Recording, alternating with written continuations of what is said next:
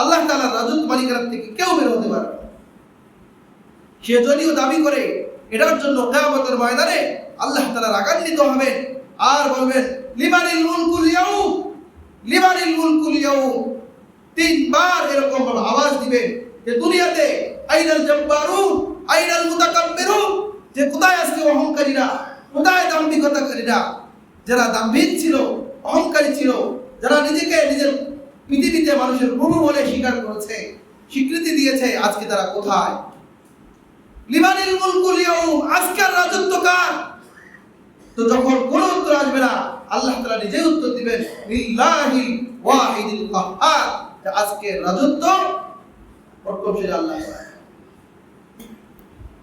আল্লাহ তাআলা সেদিন কঠিন ক্রোধান্বিত হয়ে থাকবে। তো সেদিন আজকে যারা জালিম, মুশরিক, কুফফার, যারা জমিনের মালিক হিসেবে দাবি করতেছে, মানুষের উপরে জুলুম করতেছে, নিপীড়ন করতেছে, নির্যাতন করতেছে, যে তাদের সম্পর্কে সেদিন খবর আছে। লিল্লাহি মুলকুস সামাওয়াতি ওয়াল আরদ, আসমান জমিনের মালিক আল্লাহ তাআলা।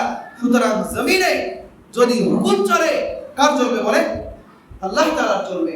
যে আল্লাহ তাআলার হুকুম থেকে কেউ বের হতে পারবে না। কেউ যদি চায় যে না আমি আল্লাহর হুকুম মানবো না, তাহলে তাকে বলা হবে তুমি আল্লাহর জমিন থেকে বের হয়ে যাও। কেউ আল্লাহর জমিন থেকে বের হতে পারবে?